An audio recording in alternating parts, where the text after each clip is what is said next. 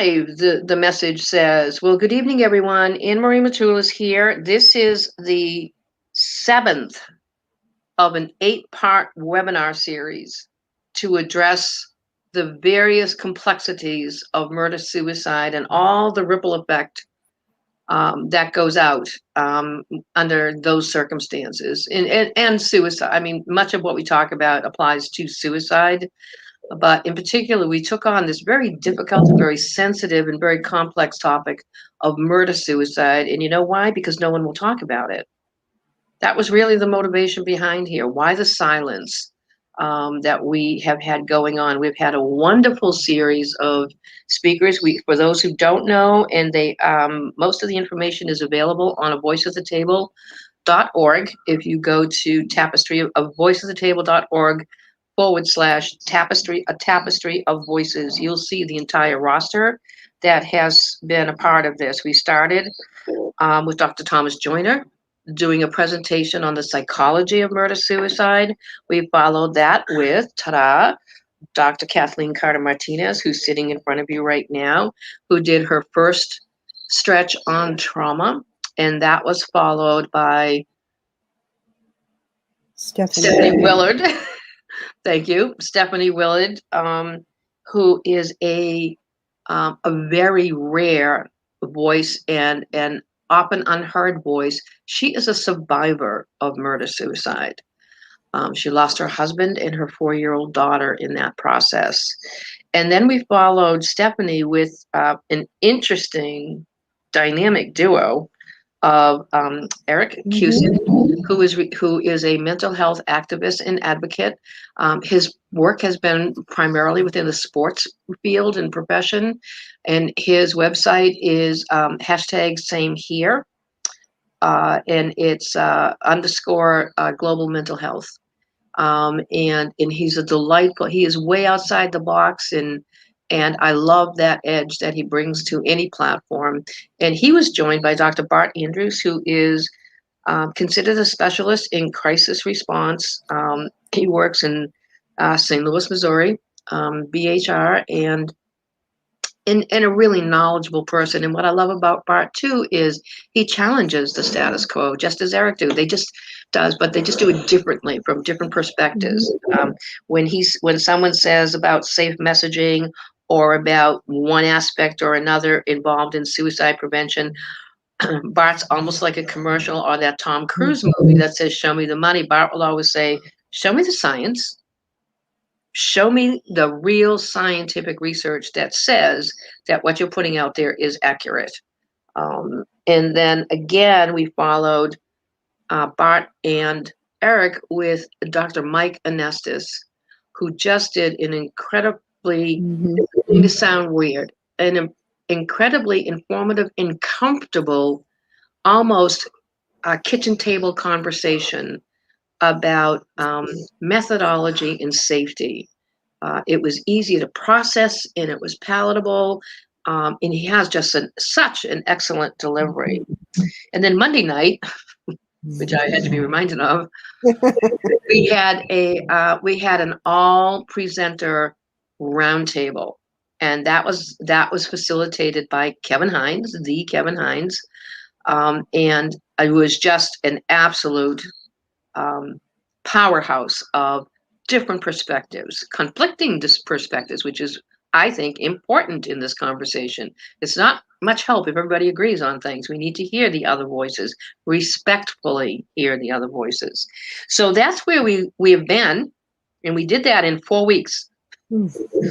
And now we are to our 7th informational, conversational.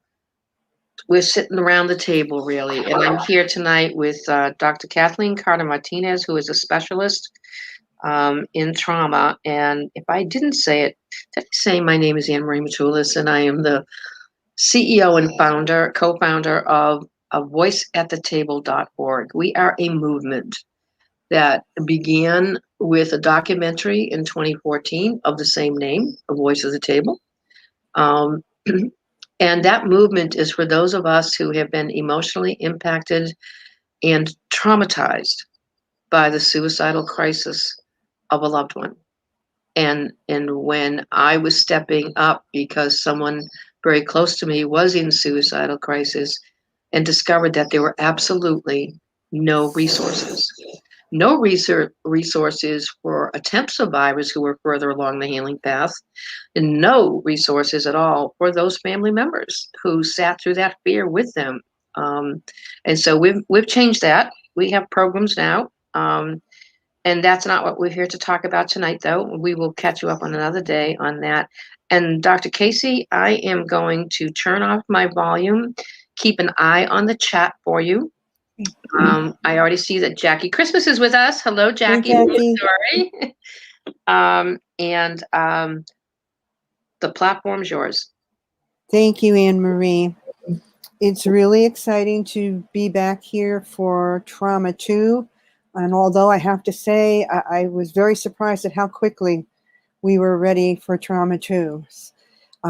That being said, Anne Marie gave us a brief overview of where we have been with our murder-suicide. I also consider this a movement in addition to our IFF, work. But she gave you a brief overview of the basically the faces and the voices at the table, especially last Monday, because every one of these people have played an important role, an intricate role in our conversation along the past several weeks that we've been doing this. Monday's roundtable discussion and sharing of information was such an impact that it greatly influenced my perception or my sense of what I wanted to do within our remaining trauma pieces. And to the extent that I really had to back up and say, I think we need to do something a little bit different and add in some different pieces. And I'm excited about that.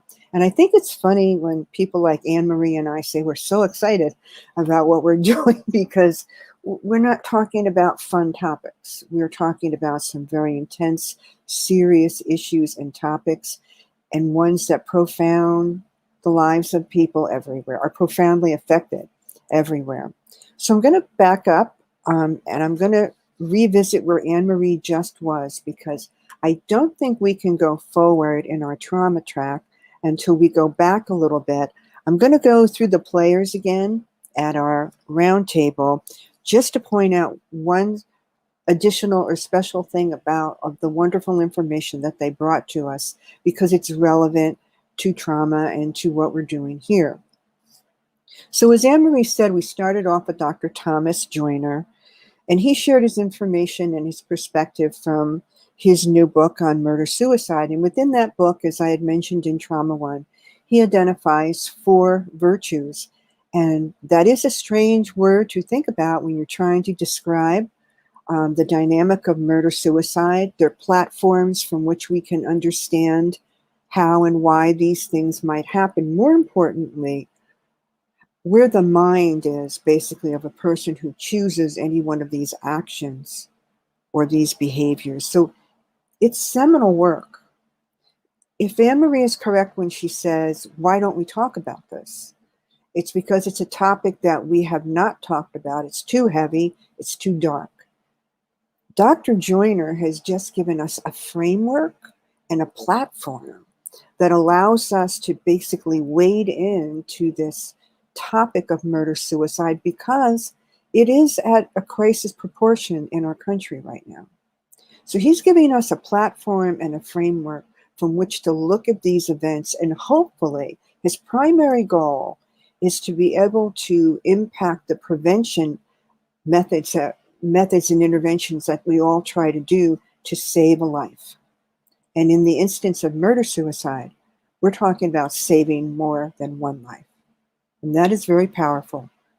I want to really emphasize that with respect to the work of Dr. Thomas Joyner. As Anne Marie said, then we moved on to myself, and we started our initial conversation about trauma. In the foundation I tried to provide there, in a sense, was to introduce the concept of trauma to everyone in such a way that we can all think about it and reflect on it. And on another level, to be able to recognize that maybe you've actually seen trauma. Maybe you have seen someone that you love experience trauma. Maybe you've seen people that you love behave in such a way that you don't understand. Maybe something's happened to you and you don't understand. Why do I feel this way? Why am I acting this way? And the most common thought of all, if something has happened, well, it's over. It's done. Why should that have any impact or effect on me now?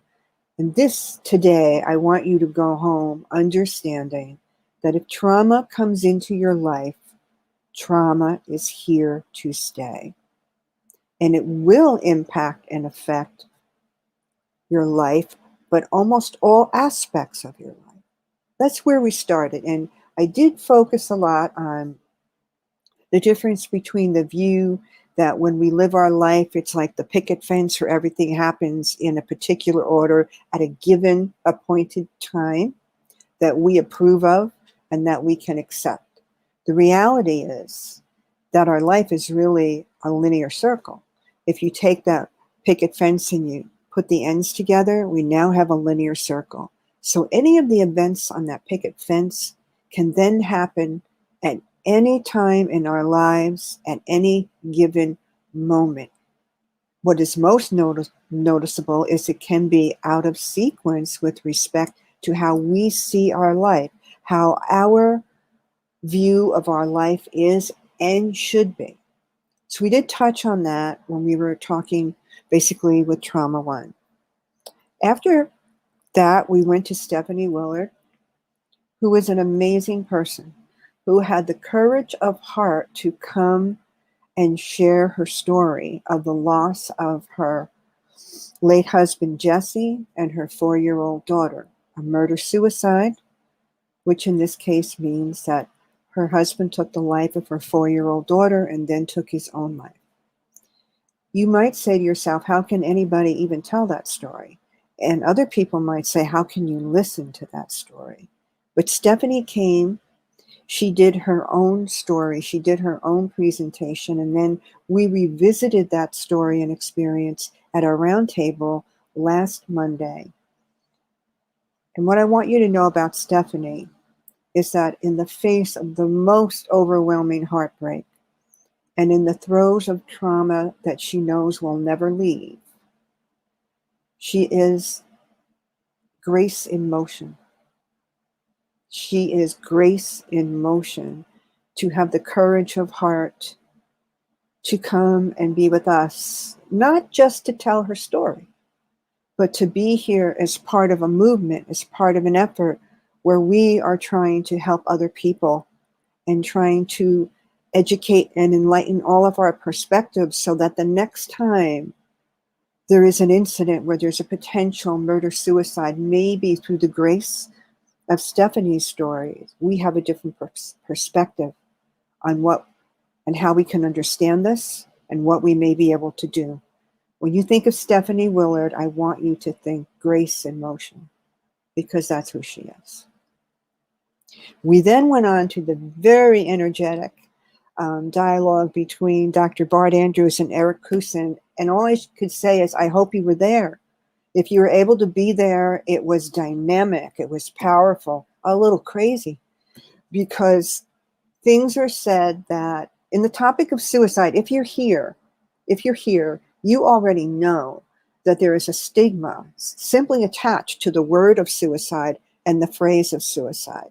Now, if suicide has come into your life, either to yourself directly or to someone that you love, silence is our number one enemy, because no one wants to talk about it. Well, Dr. Bart Andrews and Mr. Eric Kusin most certainly talked about it, and from very different perspectives and from very different experiences. And then I want to say, in addition to that, they brought their professional perspectives and, again, what I would call efforts of a movement to try to impact this crisis of suicide that we have, to try to shed light perhaps in a way that we have not yet considered. And at the same time, while their views at times were very divergent, very different, they were very respectful of each other which allowed anyone listening to do what is most needed, allowed us to consider all the different perspectives. We all don't experience the crisis of suicide the same way. So it's important to know that if I experience it one way, Anne Marie experiences another, neither one of us is right or wrong. It is simply there are different experiences and different perspectives. Then we moved on to Dr. Mike Anestis, who should get a Pulitzer Prize for his unique, compassionate, passionate ability to talk with us about the topic of firearms and firearm safety.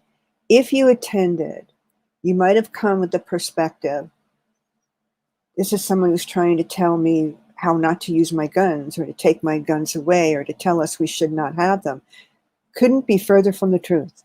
He has an amazing eclectic blend of academia, research, and clinical acumen rolled into what I call a great sticky ball of wax. And he is able to pull in all of these pieces and important information from all of these different realms. If you were a gun owner and attended this particular presentation and listened to it, I can promise you, you went home with things to think about. You really did. Even if you thought you were the most careful gun owner going, making sure safety is your number one priority, making sure no one in your family is ever at risk, you would have gone home perhaps with a little bit of a challenged perspective on what your view of firearm safety is with respect, not only to yourself, but to your loved ones in your home. He brought in another element that was really important. And for all of this wonderful information he had to show us, and I am not a statistician, I'm not your research person, I say this every time. I could have listened to him all day because the manner in which he uses and presents statistics and data is very compelling and extremely easy to understand as it relates to the content that he's talking about. And we can all use a lot of that. He has an amazing ability to do that. And yet at the end of an incredible presentation, he reminded us what the real focus was, and that was simply on suicide. The relevance of firearm safety as it relates to the epidemic of suicide in our country. So it was powerful. And he speaks in the most quiet, soothing of voices. And all you're sitting there, you're saying, well, tell me more. Please tell me more. And then our esteemed moderator, Anne Marie, could not have made a better choice. Mr. Kevin Hines came in at our roundtable and was our moderator, and another person, Grace in Motion. Another one. This is not an easy conversation to moderate when you have, how many of us? 1, 2, 3, 4, 5 of us sitting around the table coming from different orientations and different perspectives. You need someone who really understands the crisis of suicide and someone who understands how important it is and how essential it is to really pull out the very relevant pieces of information that everyone is trying to share and then integrate. He did a wonderful job bringing his own personal experience as a suicide attempt 20 years ago from jumping off the Golden Gate Bridge, which he should not have survived, but he did. His goal and his passion is in his advocacy and his work in suicide in any way that he can to educate and help people everywhere. So with respect to what he did for our team, I think is amazing.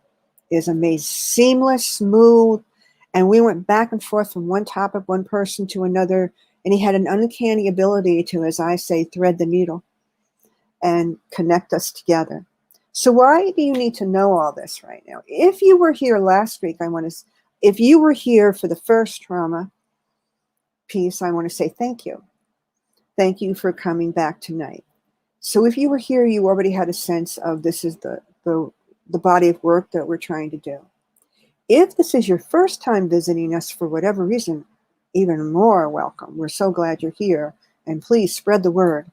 Every time we have something, we're inviting more and more people. And I want to say that everyone is welcome. So why is it so important that Anne Marie mentioned and went over our global work, our collective work, and what we were doing, and why I went through a little bit more with all of us is because it is very relevant to the manner that we are looking at trauma today. Now, trauma 3 will be a little bit different, I can tell you that, but I felt it was essential, especially after Monday, to make sure that everyone understands the foundation and the framework that we have been working within. It, for as good as 5, 6, or 8 people are in bringing their work together, unless we put the effort into collaborating and interconnecting our work, we lose the power of what we do.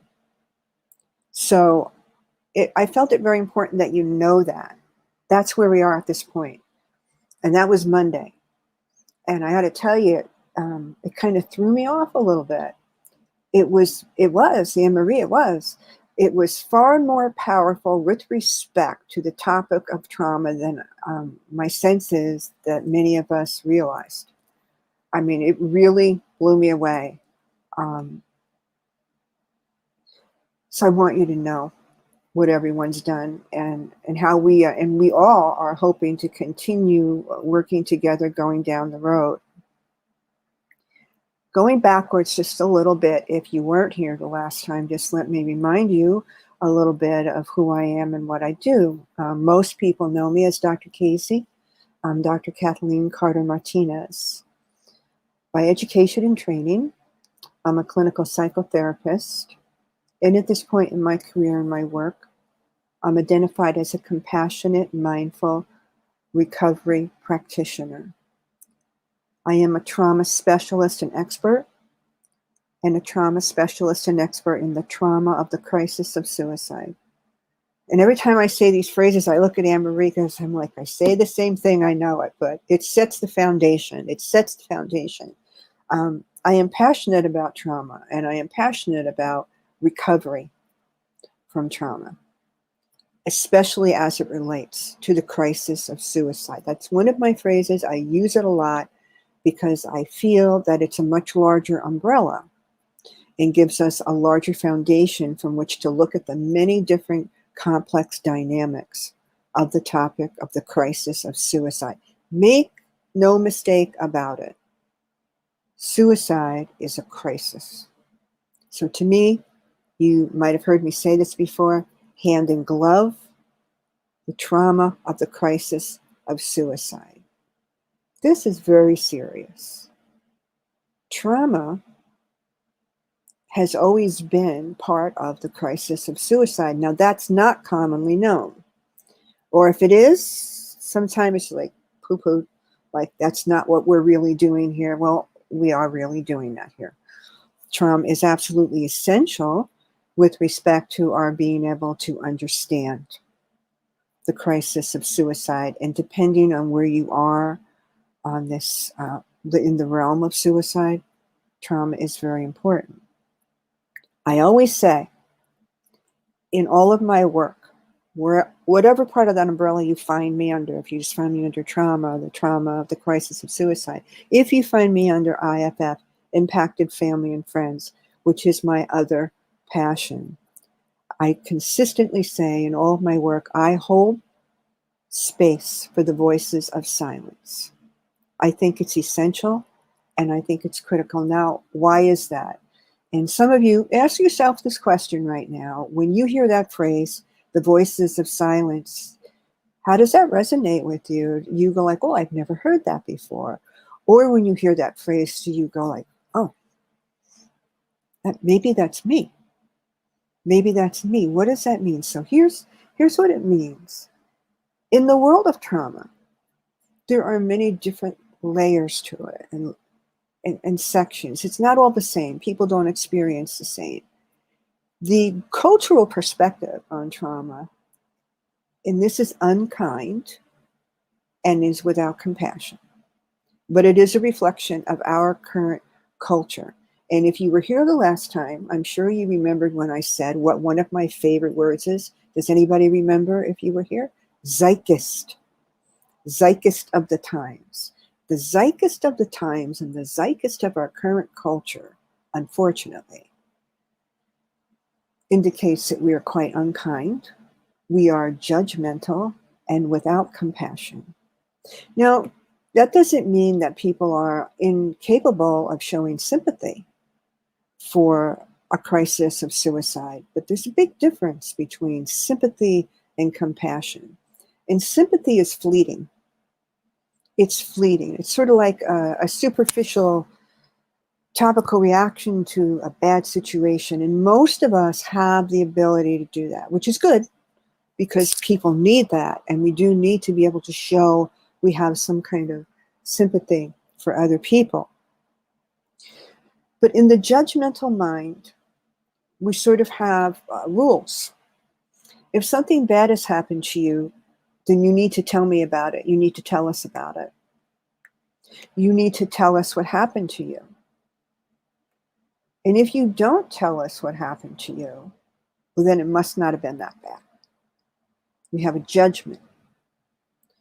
And it draws a line between one person's ability to verbalize a horrific or traumatic experience and another person's inability to do that, or another person's choice to not give verbal voice to their experience. As strange as it may sound to you, voices of silence are voices. They are heard. They are very much heard, especially for the people who embrace that way of being. And I want you to understand that voices of silence is a way of being. It's also part of a journey of recovery in trauma. And what I need you to know about that is that some people go there instinctively. That's where they're safe. And they'll stay there. And on occasion, someone may decide down the road as things get a little bit better, maybe not as intense, they may start to talk a little bit, tell a little bit about what happened. And then they may come out further and just keep going. It is equally important to understand that other people make the conscious choice to call this home. The voices of silence is their home. They are comfortable there. They are part of the healing community where everyone comes together. They are very supportive of other people. How do you know that? If you're sitting in a circle, a healing circle, everyone is there to listen. And that's one of the best things that we can do for anybody. We are there to listen. So it's not a requirement. You know, in order to sit in the circle of healing, you are not required to speak. You are required to listen and be supportive. Now, should you choose to verbalize and share within a healing community, a healing circle, that is fine. But if you are of the nature that it is better for you and easier for you to simply be part of the healing community and the healing circle in silence, that is equally as important. And what I want people to know about that is it's so important in understanding trauma. Silence in our culture is an abnormality, but not in other cultures. Not in other cultures and not in many different spiritual paths. In Buddhism, silence is an accepted norm. Many times when a person has experienced a very difficult time in life, something bad has happened, a loss has happened, they're trying to find their way, they're lost. Silence is where you find sanctuary, where you are allowed to stay with your feelings and your thoughts of what is happening now, and it's acceptable. It's not expected. That's what we might do if we are suffering. It might be better if we go and sit in silence and sit with this suffering for a while. Get our feet on the ground, find out where we are, Native American spirituality is the same thing. And within their communities, it's really beautiful. I mean, it's wonderful. Again, talking about a healing community, the healing circle, you are not expected to speak. If something has happened, if something is wrong, if you are grieving, if there has been a loss, if you've been wounded, it is expected and understood that the rest of the community will speak for you. They will sit in for you. They will absolutely sit with you. It is a very normal way of being, with an understanding that at some point, as part of the healing process, that a person may gain spiritual strength. And when you gain spiritual strength, you gain physical strength. When you've lost both, you're lost. So how can anyone be expected to deal with trauma, make an attempt to verbalize trauma, make an attempt to discover how can I heal from trauma if you're already broken? If physically and spiritually we have become disconnected, and Dr. Bart Andrews uses that phrase a lot, and I love that phrase, disconnected. Eric used it too. Disconnected. It's such an important phrase because, again, within our culture, if we think about it, and we don't necessarily spend a lot of time thinking about how connected we are or disconnected because we just don't think about it. When do you become aware of it? Everyone sort of ask yourself this question right now, okay? Just think about it. Something that's happened in your life, and it does not have to be the worst thing that's ever happened in your life and something that everyone would think you could never get over. Think about something difficult and painful that happened to you in your life. Can you recall any point in that process where you might describe it as feeling different? You feel a little different, you're not sure why. I want you to also think about an opposite time in your life when, by your own definition, everything's fine, you're good. You're solid, you're good. Everything is working, the parts are working together, you feel connected. Now go back to the other one. Something's happened, something painful. Can you recall ever having a sense or an awareness that you're just not feeling as connected as you did before? Was there ever a first time when you were aware of a disconnect between your physical self and your spiritual self? And of course, if we're going to look at that, then we have to look at our cognitive self. If our connections are broken, if our connections are disconnected, we are broken. And that's not to say that we are broken forever, but we certainly are fractured for the moment. So if we are, and you are sitting in a community in a circle of healing, from this view, from this perspective, it might be easy to understand why sitting in the voices of silence is a safe place, is a healing place.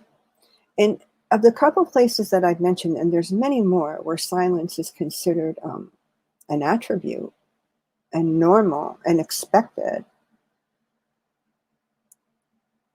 it's not necessarily, it's not required that you return to that level of functioning, because even in the process of healing and in recovery, when we become more integrated again, which we all can do, and to what extent is individual.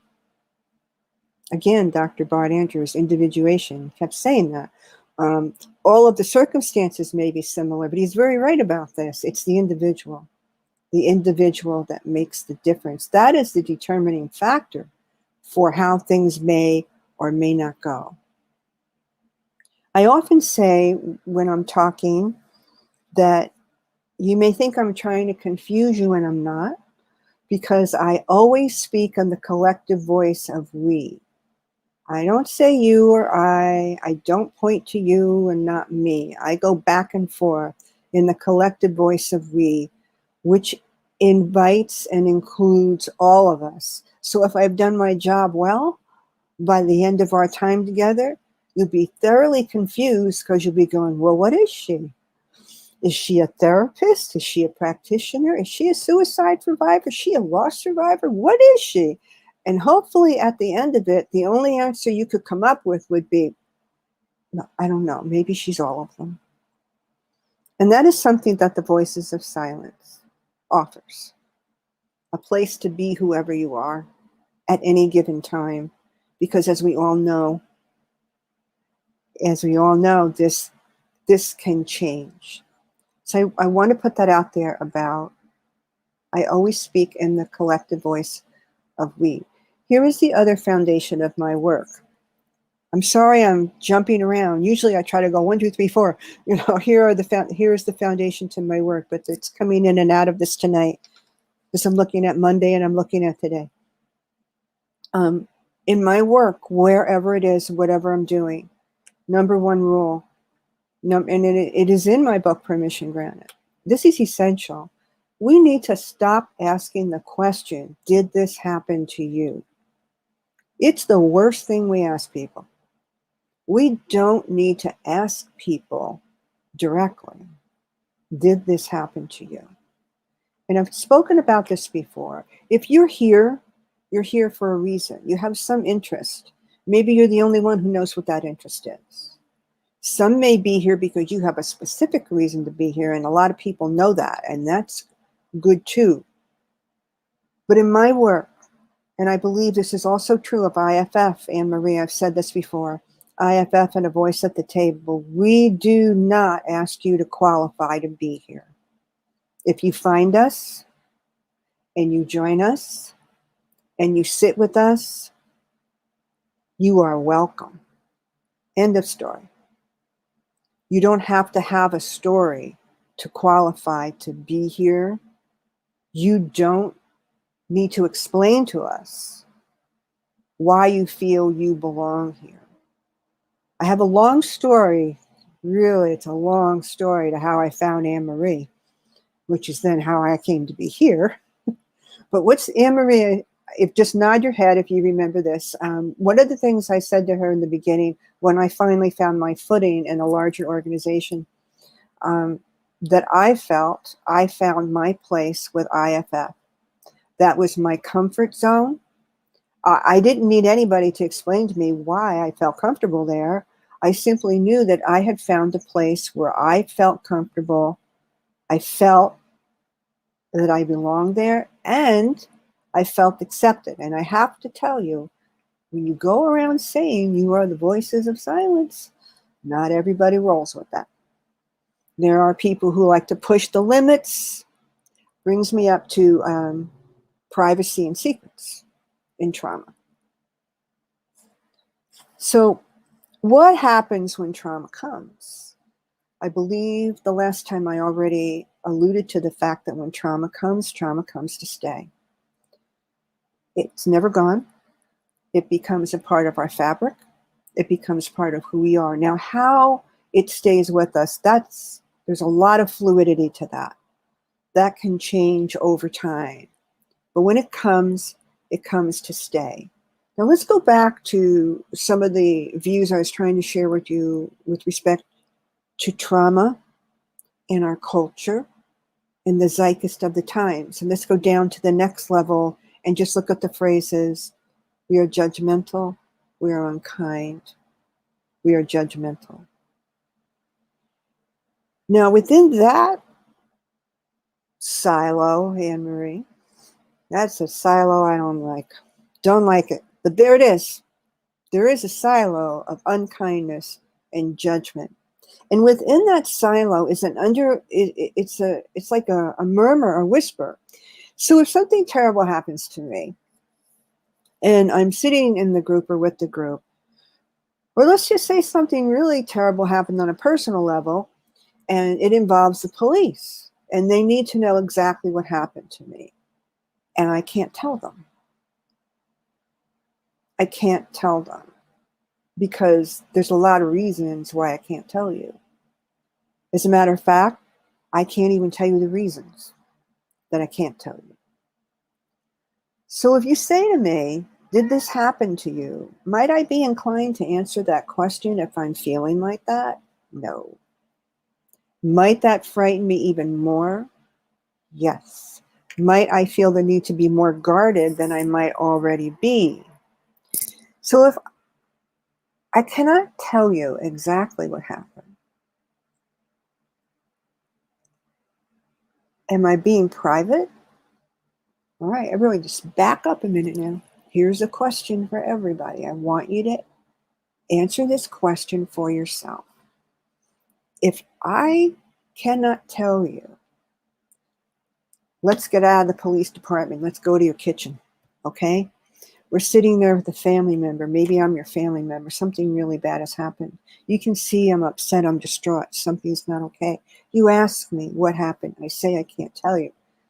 That lasts a little while because generally we go, oh, okay, I can understand. Let's try to talk a little bit more. But if after a certain period of time, I don't tell you, the dynamics change.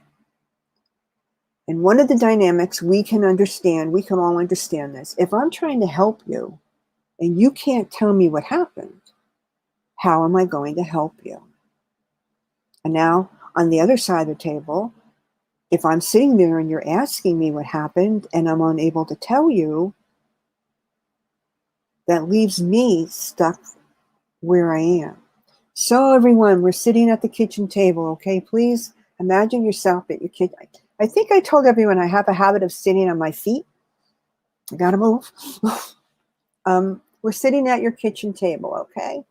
We're all sitting there with someone we really care about. Someone we really care about who we know obviously something not good has happened.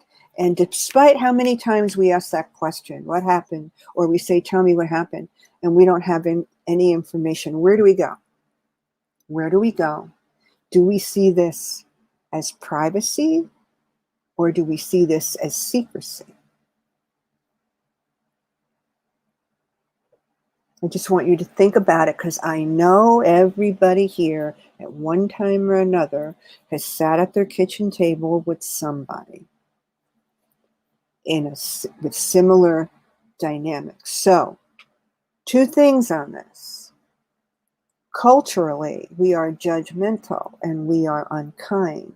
We are also demanding. How do we give credibility to someone's experience? How do we verify that something really happened to somebody, that something really bad has happened? In our culture, we demand that they give us data and facts. That's what we do.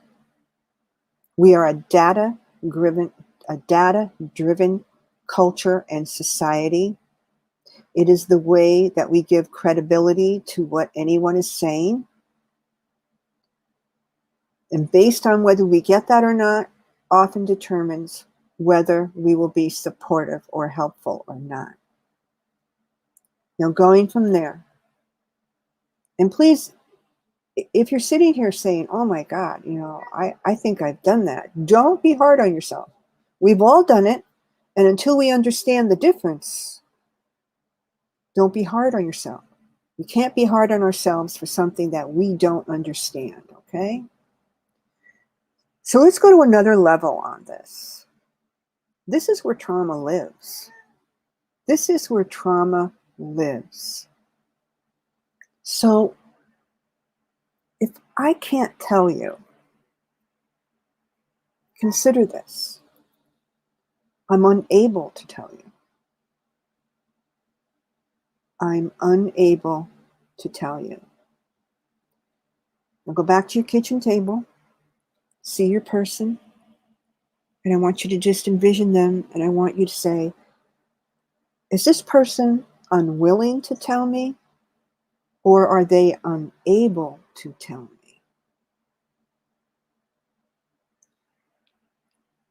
If someone broke their leg and had a cast on it and was told the only way they could walk was with crutches, and they refused to do that, and they got up to try to walk and they fell down, we would say, why aren't you doing what you need to do?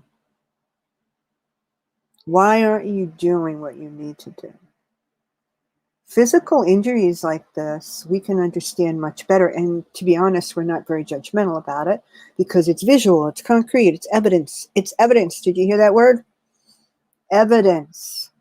Trauma is not a dynamic of evidence, but it is very much treated that way.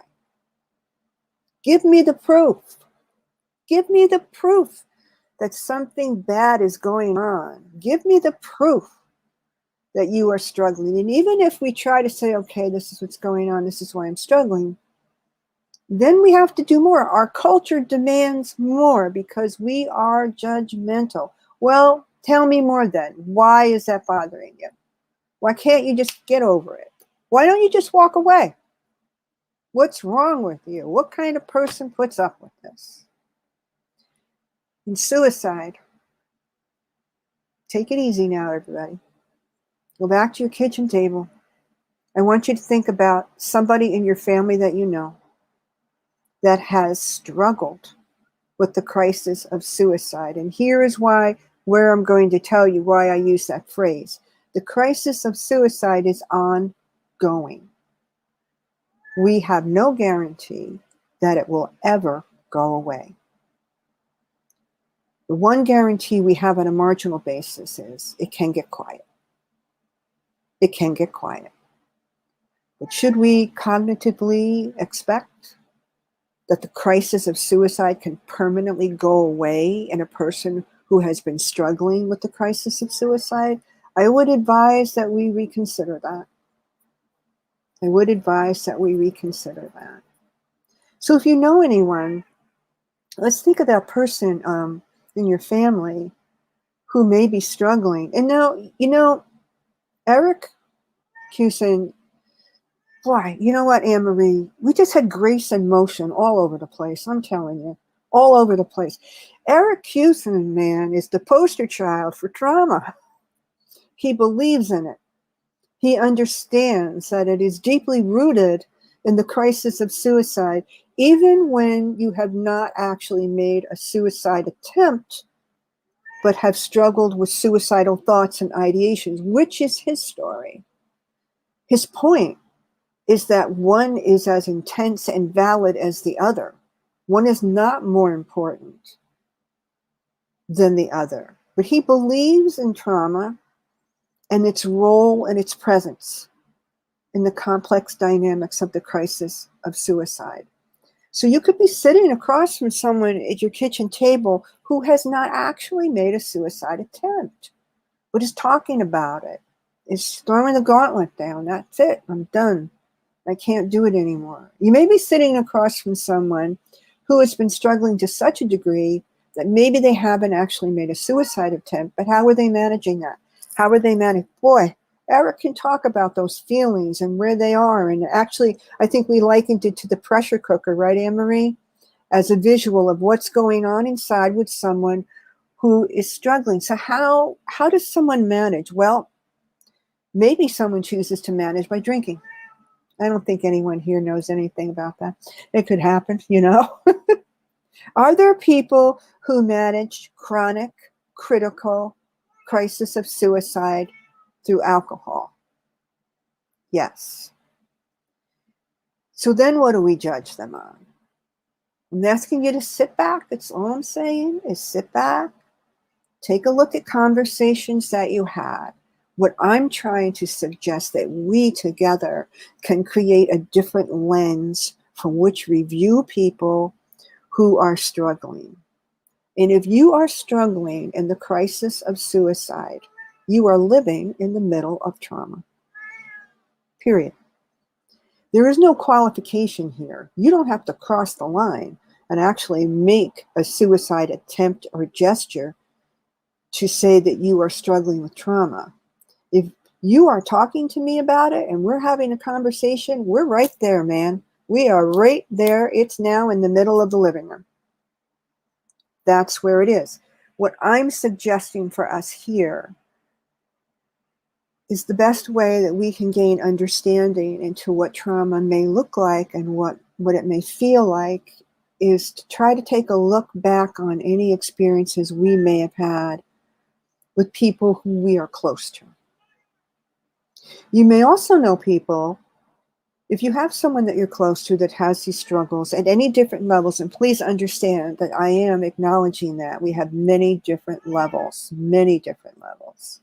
Are there other people in your social circle or your family circle who are very judgmental of them? Here we go. Judgmental, unkind. Are you ready for the next one? They have an opinion. They have an opinion. What is really going on here? And this goes, let's go back full circle here, okay? I'm telling you I'm in trouble. I'm telling you something really bad happened I can't deal with, but I can't tell you about it. Now, someone is going to come back at me and have an opinion about that. Have an opinion that I haven't met the standards or the requirements for your kindness or for your sympathy. And let's forget about that. How about a little support? How about a little support? Kevin Hines talks about that. How important that one small element is. Keep in mind that we're talking about the crisis of suicide. There is a cultural tendency to think of it as like a one-time thing. If you weren't successful, that's good. And you're over it. And now we don't have to worry about you again. It has nothing to do with actual physical acts or attempts of suicide. It has to do with us as people, as individuals, and the balance we have or the balance we lose. It has to do with the other elements that come into our life that, for reasons that we may not always understand, take us off balance. And if you have already had a tendency and have already been in the crisis of suicide, it's so natural to fall back into that thinking.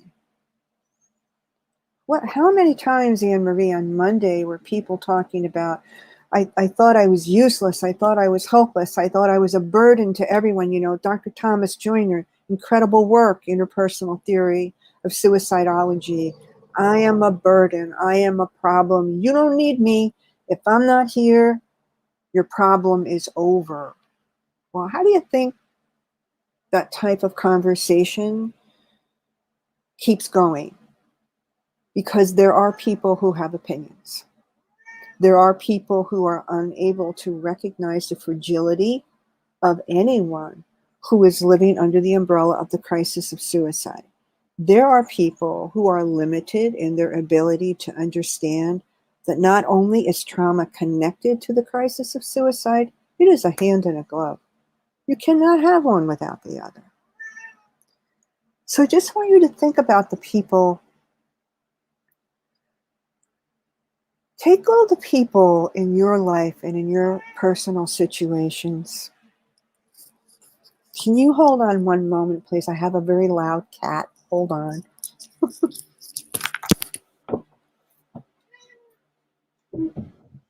Actually, I think it's been kind of very homey background noise, Casey, so don't worry about it. The sound was getting loud. So the reason I'm asking all of you, I'm trying to personalize this so you can develop a personal connection or understanding to what trauma is. When we have someone who is experiencing this type of crisis, when we have this type of crisis, Kevin Hines will tell you the most powerful tool you have is someone else.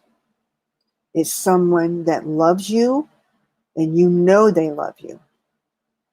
And I would not tell you that he's also saying that you know you love them. I don't think that's necessarily a factor at a given moment like that.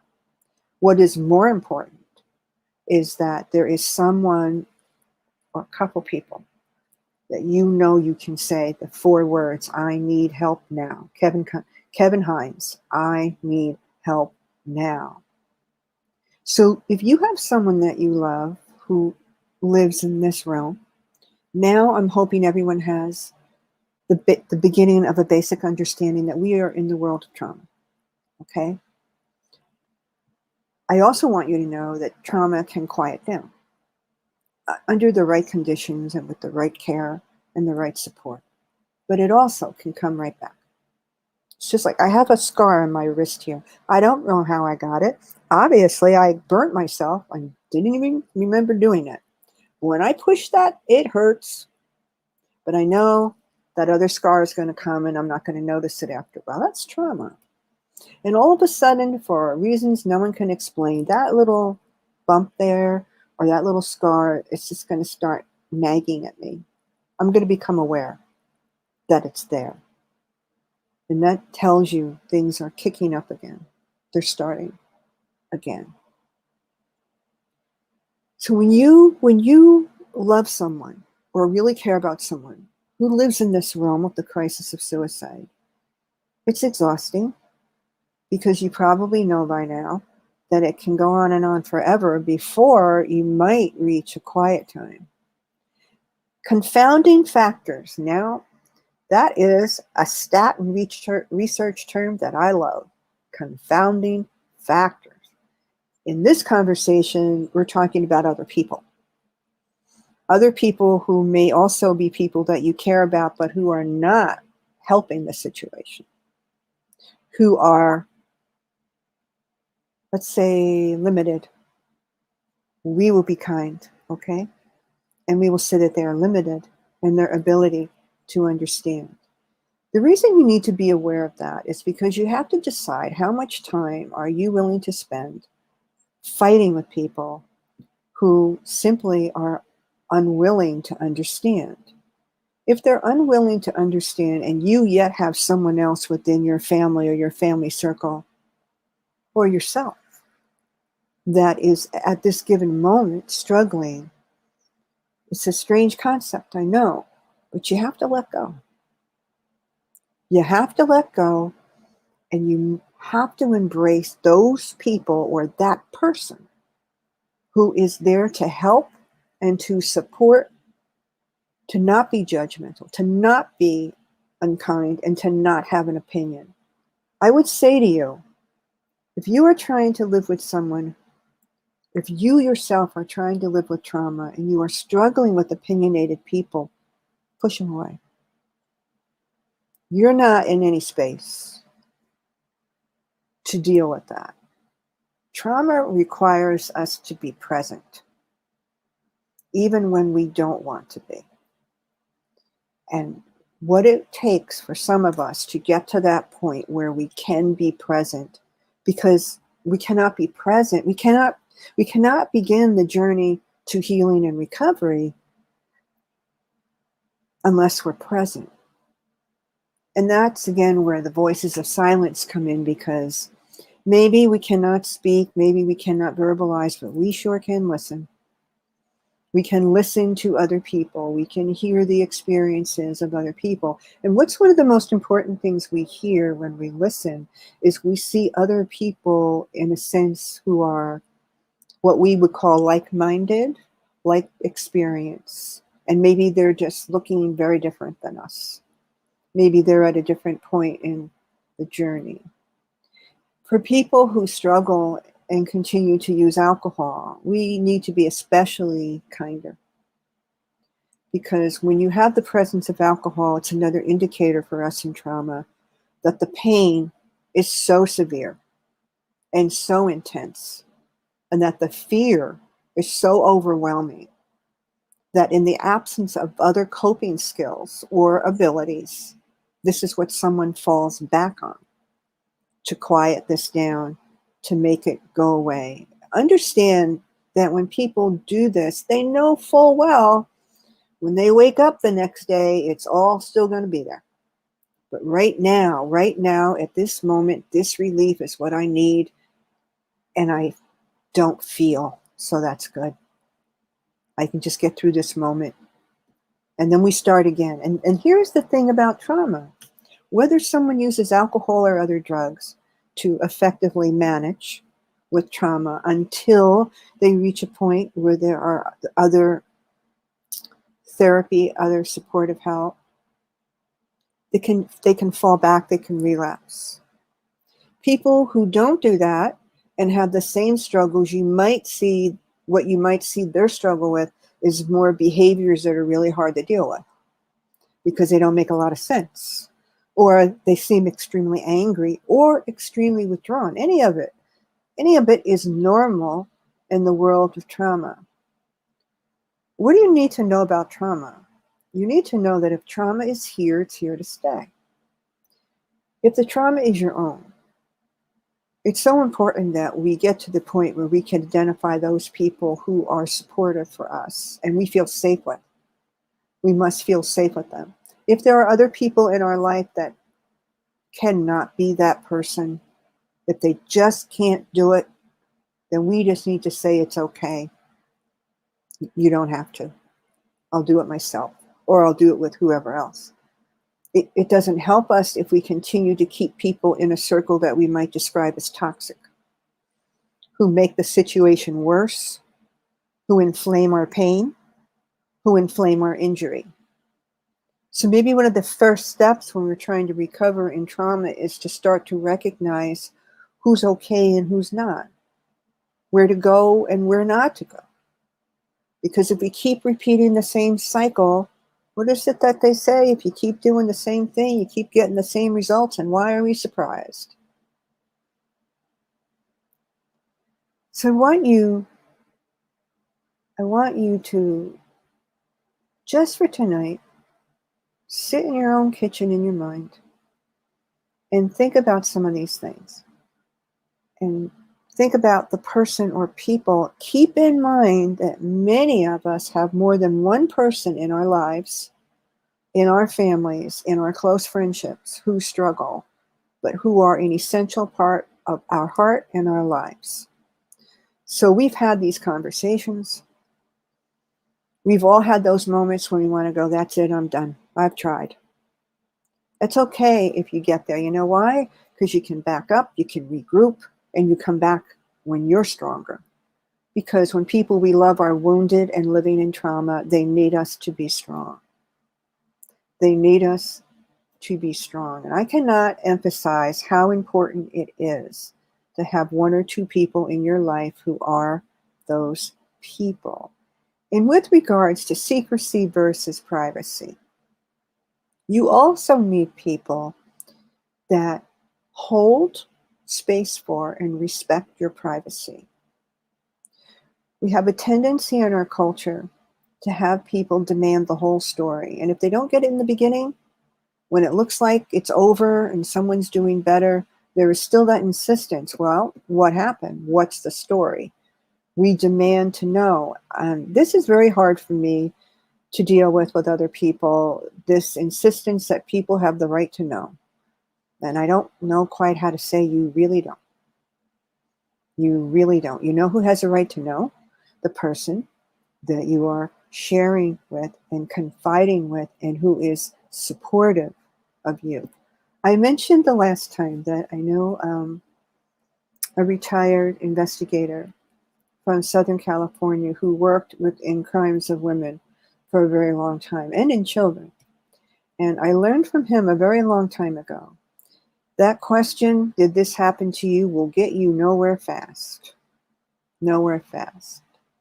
People will shut down in the New York Minute because they are unable to tell you what you need to know.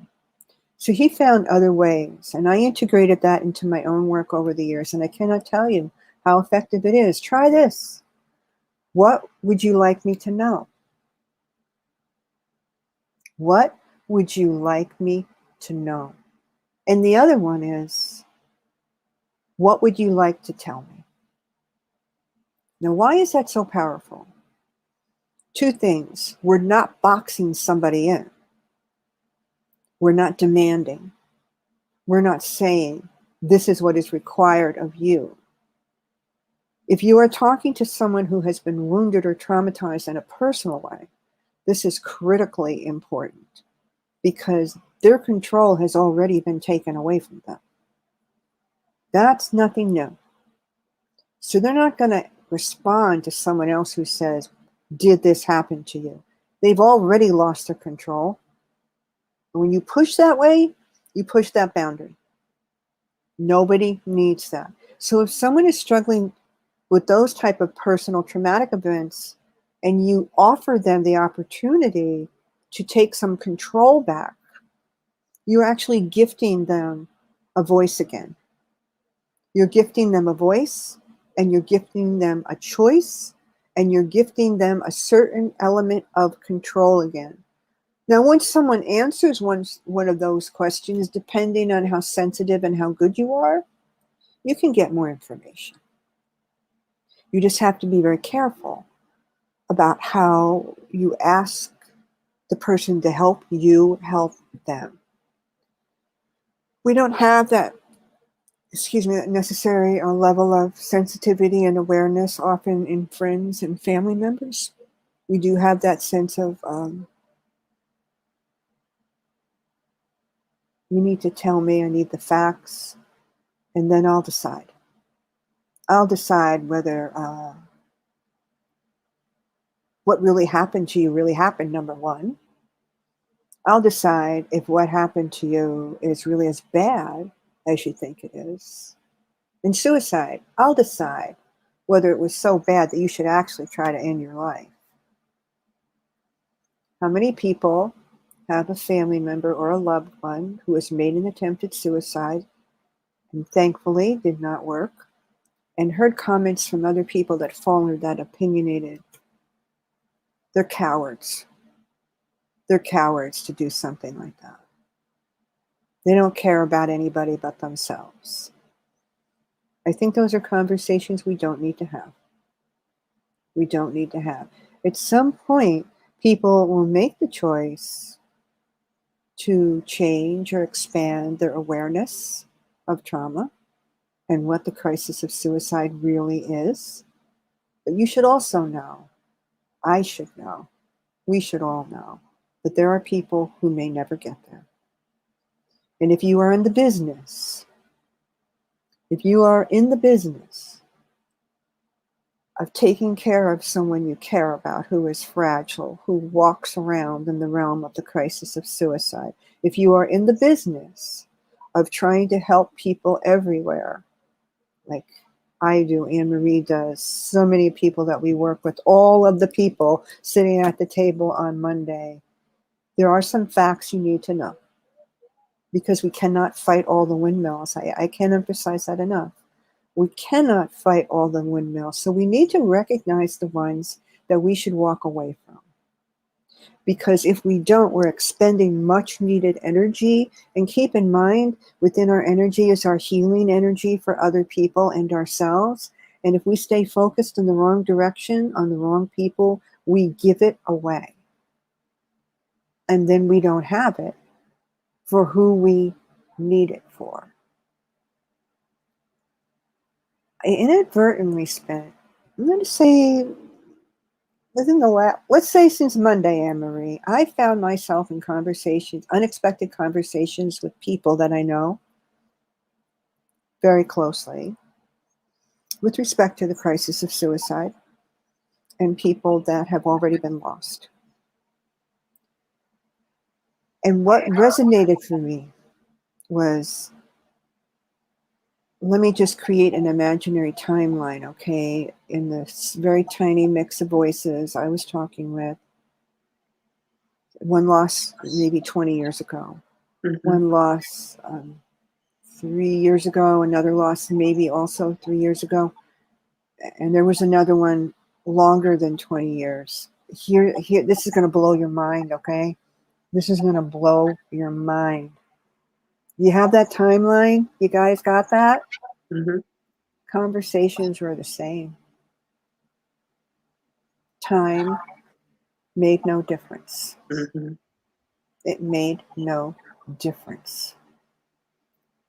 Having these conversations in the last 3 days totally threw me off my game, folks. Like I had a mindset to come here.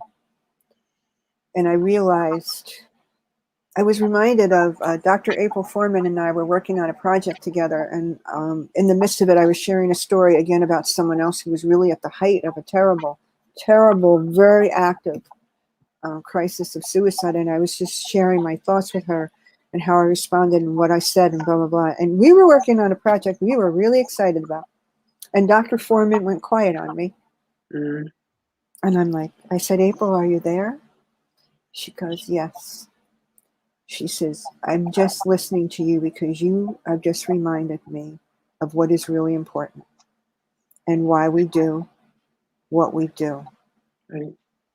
Any of you who are that person, who are an impacted family member, who are the first responder in residence in your family, Mm.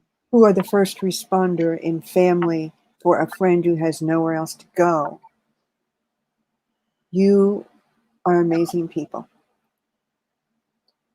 You know what it's like, and I hope tonight when you leave here that your sense of trauma and how it takes up a residence in our lives, in our hearts, in our minds, and in our souls, that you have a sense of that.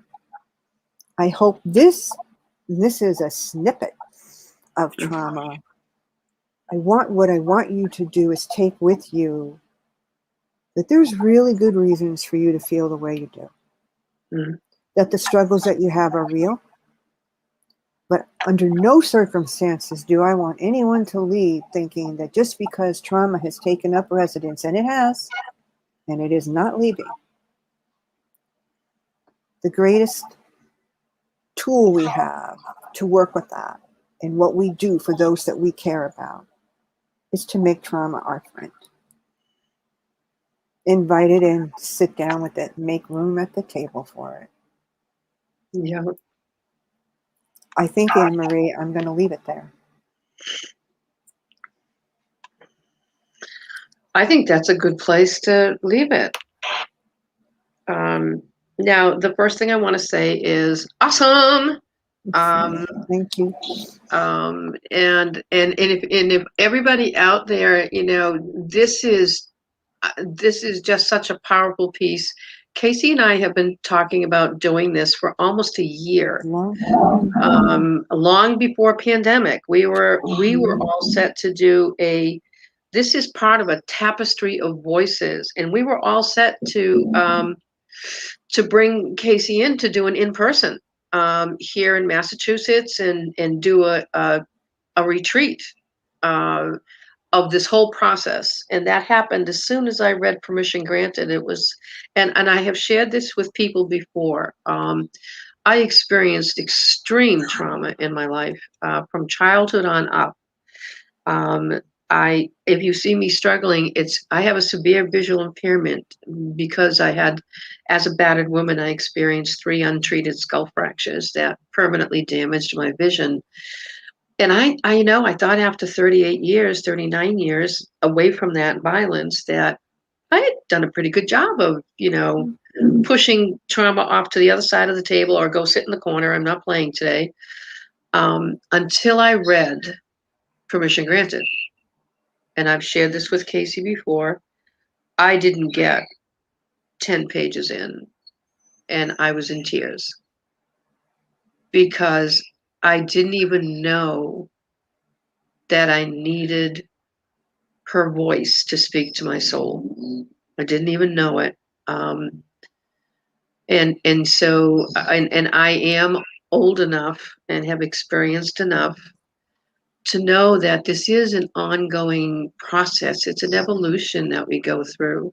But I can't encourage you enough, please, to all of you, put a circle around June 24th at 7 p.m., same station, same place. Casey and I will be here. And this is not the end. I don't want everybody to think, oh, well, we're done. That's the last one. We're done. Oh, hell no. No. This is an ongoing process. We have a 3-year commitment. And I mean, the entire ensemble that has been a part of this had agreed right out of the gate. There wasn't even a hesitation when I said, are you willing to do a 3-year tour? maybe 3 times a year, we'll bring this topic up. Hopefully, as we move on to each one, there've been some little changes.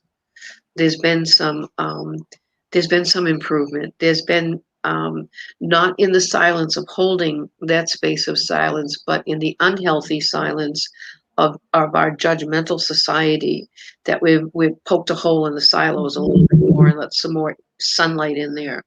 So I want to thank you. I know it's been a real challenging week for both Casey and I. I also have been working with, as an impacted family member, it's not my frontline expertise. I shouldn't say that. I am a loss survivor. I'm well schooled in handling it, but it's always a reality check to be dealing with families. And for me this week, Casey, it was 5 families with a Oh, very wow. recent loss since January. Most all ages, you know. And it's so humbling to be Yes, able it to is. sit and even know that I was able to listen quietly, and just doing that helped them all to feel just a little better Yes. for a few Yes. minutes. They didn't need to listen to me go, it was just, Emery, just shut up and listen, let it flow. And so I'm humbled and I'm honored that they would even want me to listen, to do that, because no one had yet listened to them. That is so sad. There speaks another gap out there, everybody. Mhm. That speaks to a huge gap in in resources for suicide loss survivors, those who are bereaved, because we can't really go to, compassionate friends are wonderful, and other kinds of grief are wonderful until you open your mouth and you say, my loss was suicide. Mhm. And then the room tends to shut down. Yes, it does. So we really need to look at our resources, and even for impacted families. So, Anne Casey, Marie, yeah, I just wanted to say so everyone would hear this that every single person on our team and what I call our movement has said to Anne Marie, where do you need us next? yep. And I think that speaks to the power of Anne Marie. Mm, Yes, it does. thank you. You're welcome. Thank you. There was no one there for me. I know. There was no one there for me, and that's unacceptable. So when you're looking around, everybody who's listening, when you're looking around, look for those gaps too. Look for where it becomes obvious that there is no help, there is no support, that there are still so many stories untold because they are terrified to speak up, that they will be judged. We need to keep that safe haven going. Casey, love spending my time with you. You know that. All Thank you right. so much And thank you to for your having me here. thank you Thank to you, everybody. letting us spend so much time with you. All right, everybody. We'll see you on the 24th. Come on, we want a crowd. All right. You all have a blessed and a wonderful weekend. Take care.